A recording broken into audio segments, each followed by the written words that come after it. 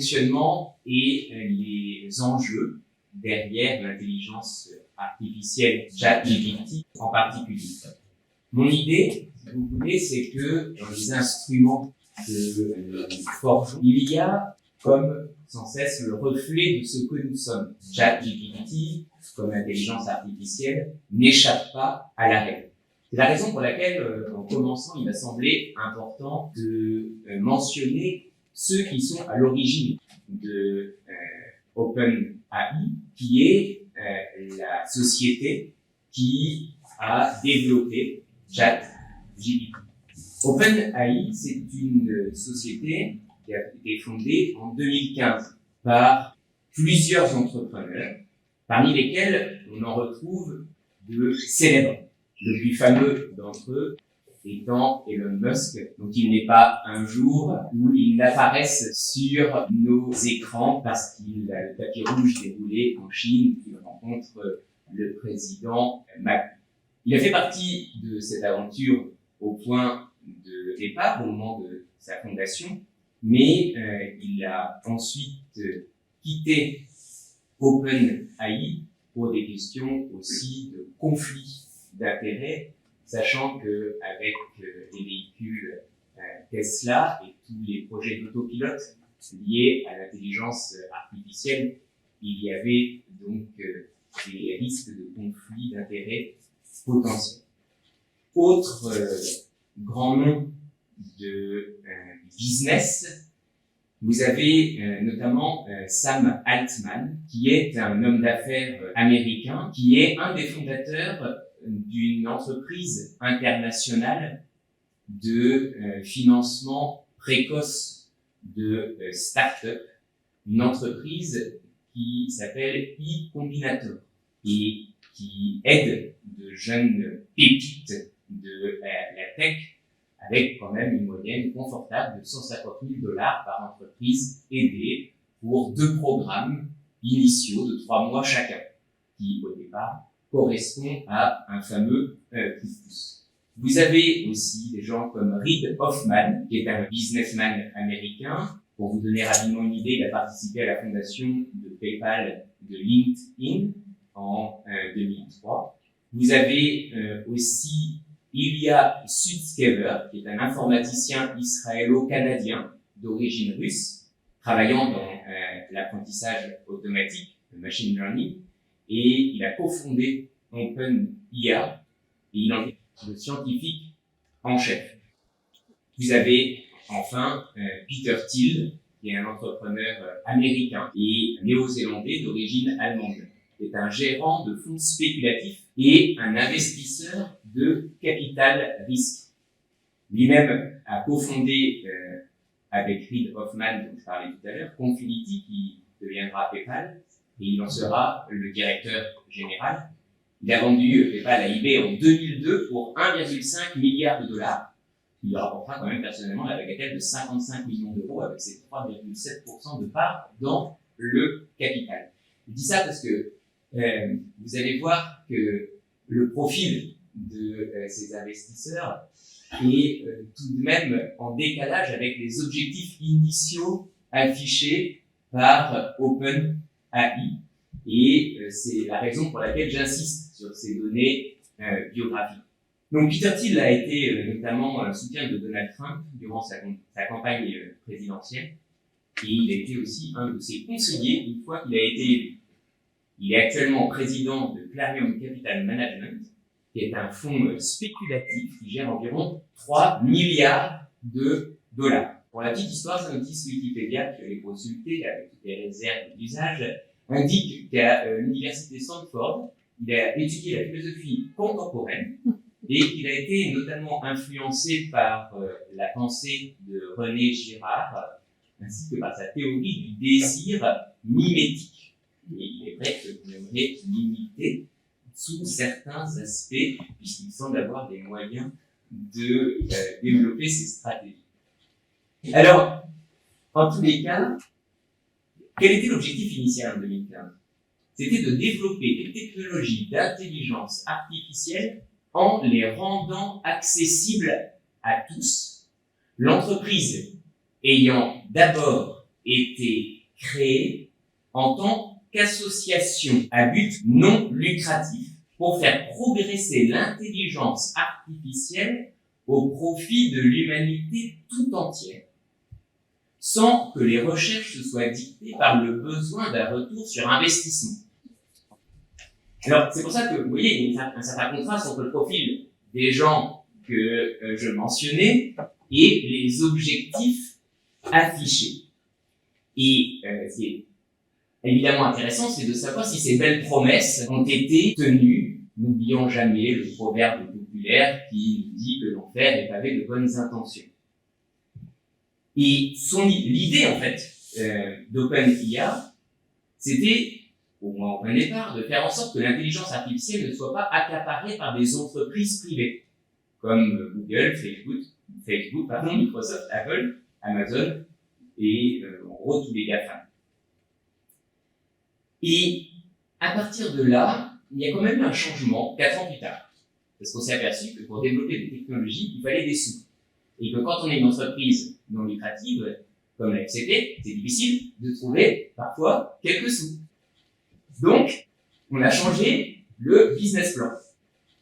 Et c'est donc devenu une entreprise à but lucratif plafonné. Attention. Et le but, c'est évidemment d'attirer de nouveaux investisseurs. Parce qu'on s'était bien rendu compte qu'il n'était pas probable que l'on puisse recueillir les fonds nécessaires au développement quand on est en concurrence avec des géants comme les GAFAM susmentionnés.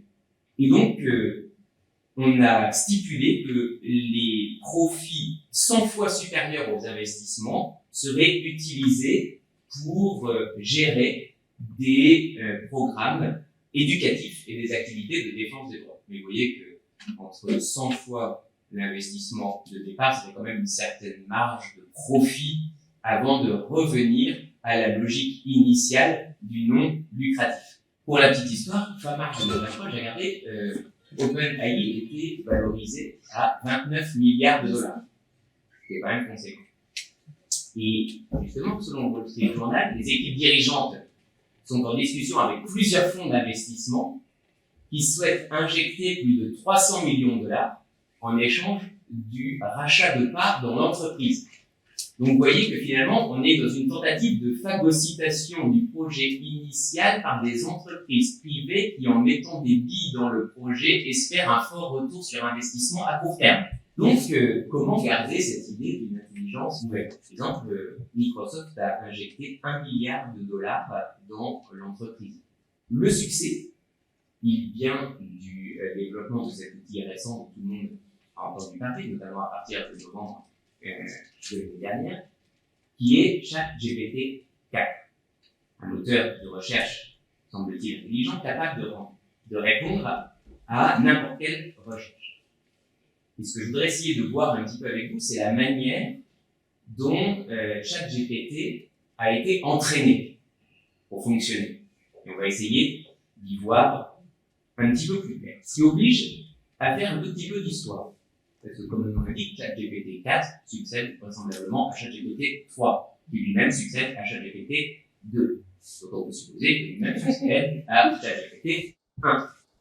Donc, GPT 3, il vient à succéder donc en juillet 2020 à GPT 2, qui était sorti le 14 février 2019. Et GPT 3 était 10 fois plus puissant déjà que n'importe quel programme similaire, en fonctionnant sur 175 milliards de paramètres. Et aujourd'hui, même si je n'ai pas essayé, avec un accès gratuit à ChatGPT, on interagit toujours avec GPT-3.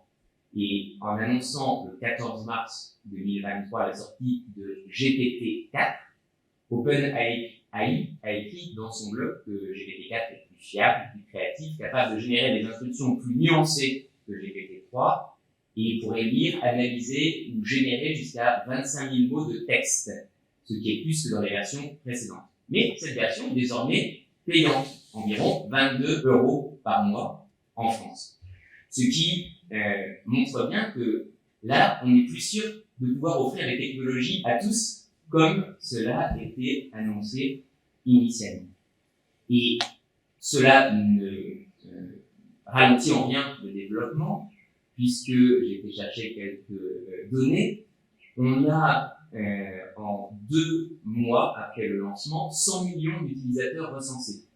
Pour le mois de février de cette année, il y a eu 1,6 milliard de visites sur le site de OpenAI. Les visites durent en moyenne 8 minutes. Au mois de mars de cette année, 186 millions de comptes étaient activés et ont utilisé le service au moins une fois. Et mi-avril 2023, le site avait reçu environ 4 milliards de visites, ce qui montre le développement absolument exponentiel de sa renommée. Alors, qu'est-ce que c'est que ce fameux logiciel d'intelligence artificielle?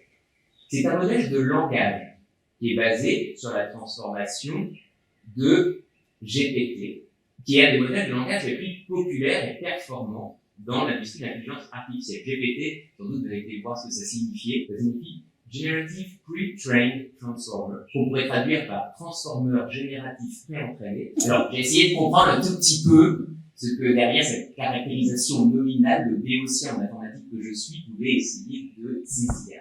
Et donc, j'ai compris que ChatGPT est entraîné sur un nombre colossal de textes produits par les humains et que ça fonctionne de manière en fait presque décevante.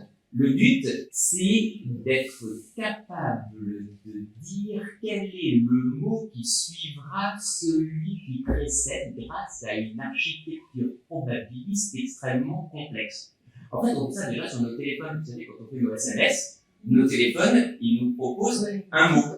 Sauf qu'il le fait sur une suite extrêmement réduite. ChatGPT, lui, il est capable de faire ça sur une suite immense de textes. L'avantage, si vous voulez, c'est que quand on parle de ce modèle transformer, comme dans le T de GPT, eh bien, ça signifie que le modèle linguistique issu d'intelligence artificielle garde en mémoire le contexte général du message pour pouvoir produire des résultats plus pertinents.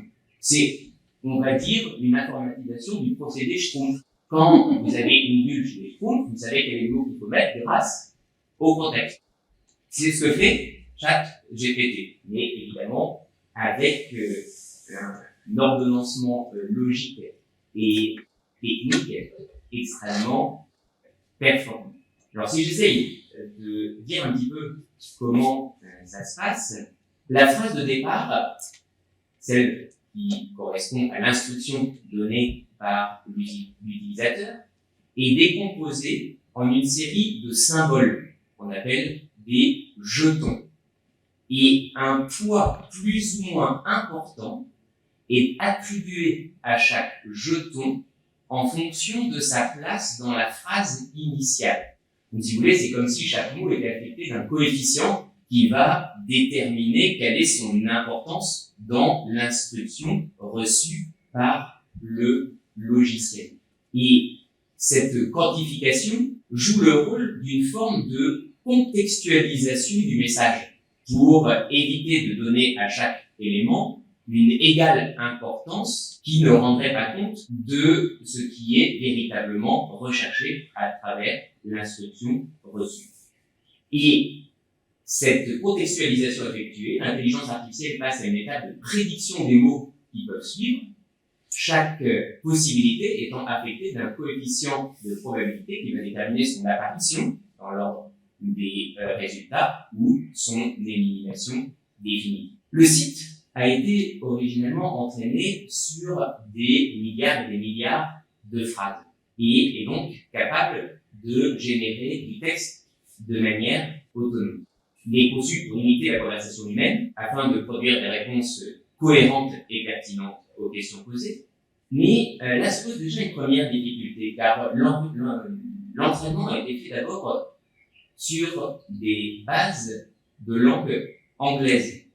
Et donc, on peut dire que le risque, c'est celui d'un appauvrissement de la culture. En fait, on est dans un entraînement qui est fondé sur une mentalité et des données anglo-saxonnes. S'il avait été entraîné sur les textes littéraires français ou dans le contexte de la culture chinoise, eh bien, il produirait sans doute des réponses tout à fait différentes de celles qui sont aujourd'hui proposées. Donc, là, il y a un premier biais, en quelque sorte, qui est celui d'une détermination relative des réponses fournies en fonction du type de matériaux originels pour, eh bien, développer les capacités du modèle. Si aujourd'hui il est capable de décliner ses réponses dans de multiples langues, son architecture reste celle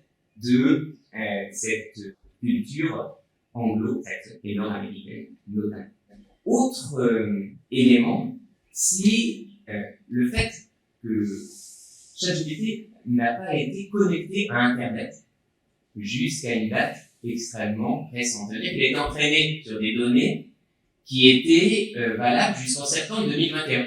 Mais si vous lui posez des questions sur ce qui s'est passé après septembre 2021, eh bien, il ne sait pas, puisqu'il n'a pas été entraîné sur ces données. Alors, rassurez-vous, OpenAI a su pallier cet inconvénient, mais ça exigera, pour activer cette fonctionnalité, que vous souscriviez à la version payante, environ 22 € que je mentionnais tout à l'heure. Et à ce moment-là, vous pourrez avoir la possibilité de connexion sur Internet. Cette problématique avait déjà été prise à bras-le-corps, notamment par Microsoft, qui a intégré ChatGPT à son moteur de recherche Bing. C'est une manière de le reconnecter via Bing à Internet. Du coup, il y a cette possibilité, on voit bien à chaque fois que ce qui nous point de départ qui est censé servir l'humanité tout entière se retrouve dans les mains d'une entreprise privée. Ça, c'est pour ce que je viens de décrire, pour l'entraînement de départ.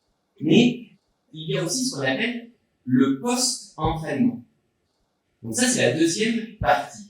Post-entraînement, c'est un retour humain sur les résultats produits par ChatGPT pour pouvoir orienter les apprentissages futurs de l'intelligence artificielle en lui disant « Tiens, ce que tu as produit là, c'est acceptable, ce que tu as produit là, ce n'est pas acceptable. » Et ça s'appelle de manière absolument transparente le Reinforcement Learning from Human Feedback, LHF, pour les initiés. Si j'essaye de traduire, il s'agit de faire appel à des opérateurs humains pour corriger a posteriori donc, les résultats obtenus par la machine, donc en lui indiquant ce qui est admissible ou non. C'est l'humain qui va juger si le résultat obtenu est pertinent ou ne l'est pas, en réorientant, si nécessaire, la suite de l'apprentissage. Alors, voilà qu'il s'agit d'un élément absolument crucial pour les orientations éthiques de l'intelligence artificielle. Puisque la question, c'est de savoir qui va reprendre les résultats de l'intelligence artificielle pour lui dire ce qui est admissible ou ce qui n'est pas admissible. Tout va être dans les mains des opérateurs humains qui assurent la rétroaction. Or, il se trouve que ces opérateurs humains, qu'on appelle des annotateurs, sont des travailleurs souvent précaires. On a par exemple un article du Times en date du 18 janvier 2023 qui nous explique que les contenus douteux de ChatGPT sont traités par les travailleurs publics, notamment des travailleurs kényans, qui sont rémunérés entre 1,32 et 2 $ de l'heure. Et leur boulot consiste à rechercher des contenus violents, sexistes, racistes, ou encore témoignant de biais cognitifs ou de stéréotypes dans les réponses produites par l'intelligence artificielle. Ces travailleurs sont bien sûr eux-mêmes aidés dans leur tâche par une intelligence artificielle que l'on a nourrie avec des exemples de textes violents ou insultants, faisant par exemple la promotion des abus sexuels ou relatant des tortures, etc. Et donc, dès novembre 2021, avant même de sortir sa nouvelle version de ChatGPT, OpenAI a envoyé des dizaines de milliers de textes à une société kenyane, des textes qui viennent évidemment de ce qu'on appelle le dark web. détaillant des abus sexuels d'enfants, de la bestialité, des meurtres, des suicides, des tortures, des cas d'inceste, d'automutilation, et j'en passe. Et cette firme kenyane, à qui ont été envoyées les données, qui s'appelle Sama, a des employés non seulement au Kenya, mais aussi en Ouganda et en Inde, et elle travaille habituellement pour les grandes entreprises de la Silicon Valley, comme Google, Meta, Microsoft. Elle se présente elle-même, cette entreprise kenyane, Sama, comme une entreprise faisant la promotion d'une intelligence artificielle éthique, et affirme avoir tiré plus de 50 000 personnes de la pauvreté en leur offrant du travail. Néanmoins, quand on regarde les témoignages des employés qui le font sous couvert d'anonymat pour ne pas perdre leur maigre source de revenus, ils se plaignent des dommages psychologiques personnels causés par les contenus traumatisants auxquels ils sont exposés 9 heures par jour pour un salaire mensuel d'environ 170 $. Donc, je crois qu'il est important de ne pas occulter la dépendance des performances finales de l'intelligence artificielle à ces travailleurs de l'ombre.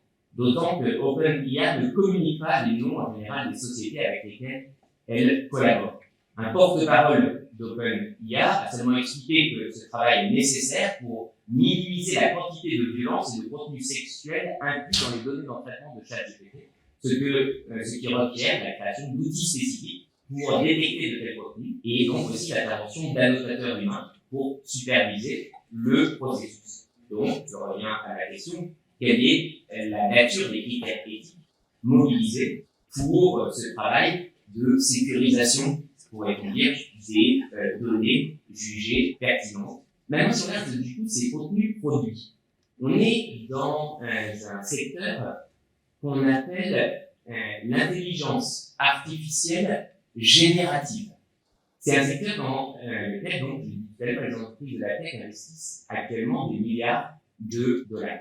Qu'est-ce que ça signifie, intelligence artificielle générative? Ça signifie que la nature du contenu partagé sur Internet risque de changer radicalement à brève échéance.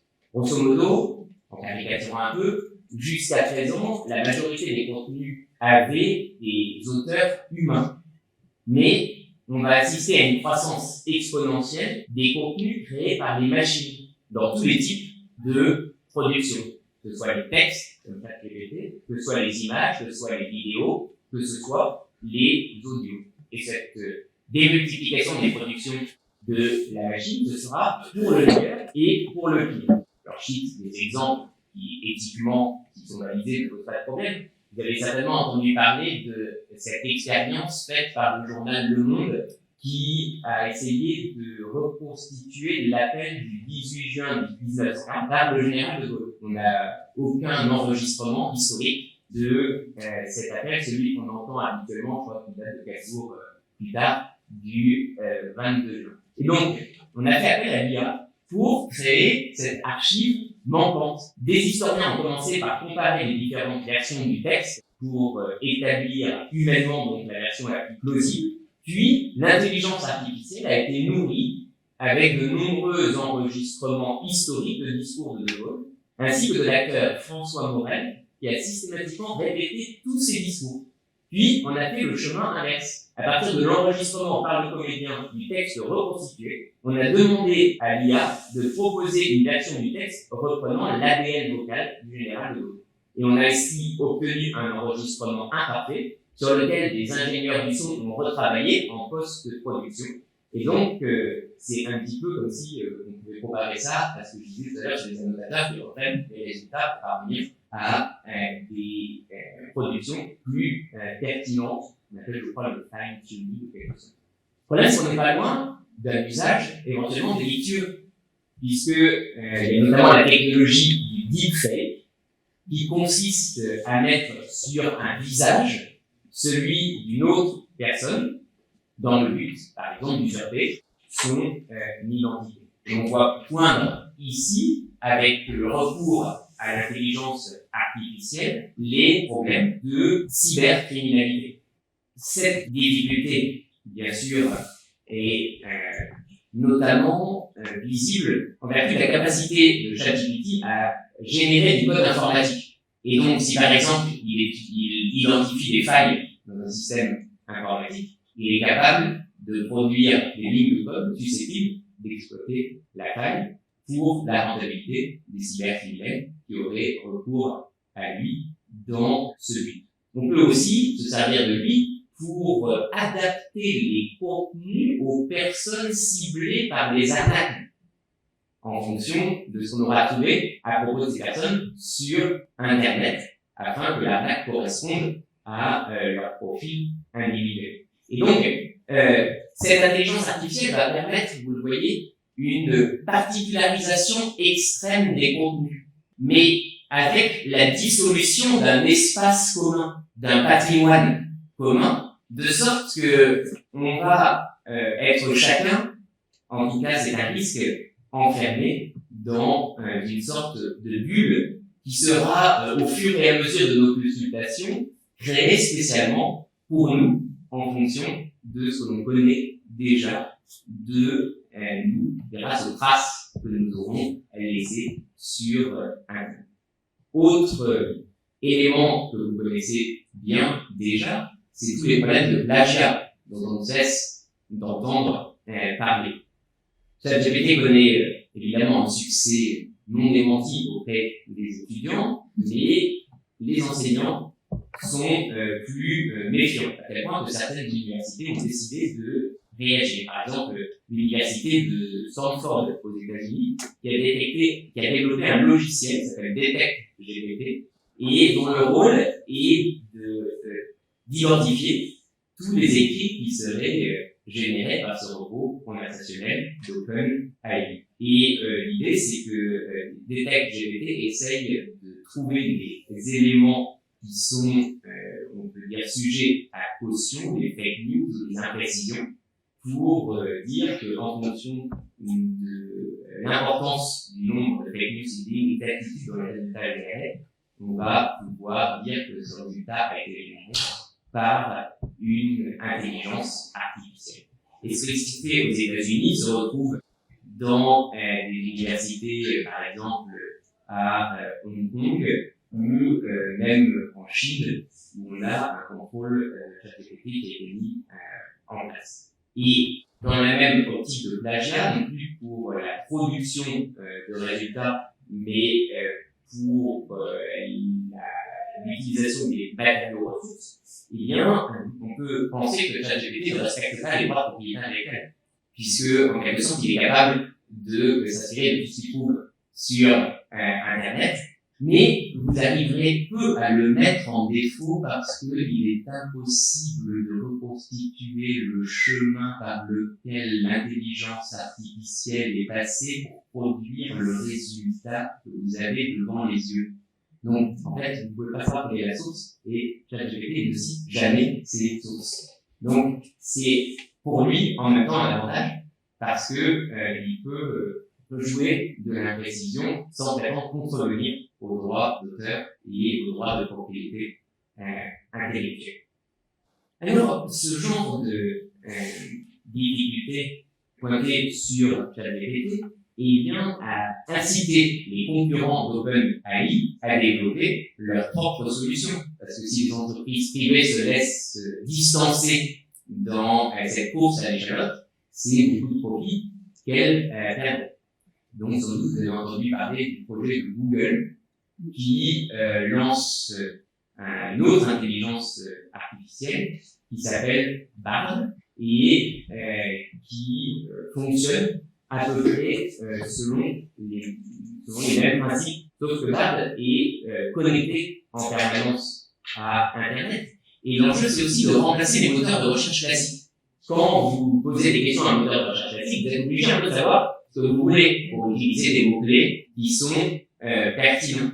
En utilisant ces nouvelles formes d'intelligence artificielle à la place des moteurs de recherche, eh bien, vous pourrez par exemple demander des conseils pour atteindre des objectifs. Si vous voulez lire plus de livres de philosophie au cours de cette année, demandez à Bard. Vous pouvez aussi demander à comprendre simplement la physique quantique, ou alors demander à Bard de stimuler votre créativité en vous suggérant les grandes lignes de ce que vous devriez faire apparaître sur votre blog personnel.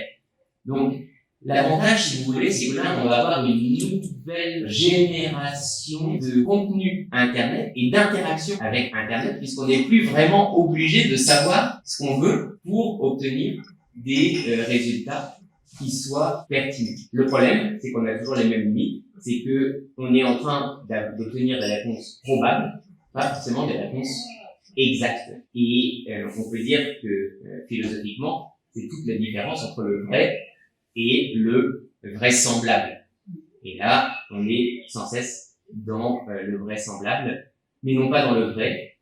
Mais peu importe, tous ces modèles d'intelligence artificielle vont nous présenter les résultats avec la même assurance, sans être capable de discernement, sans être capable de jugement.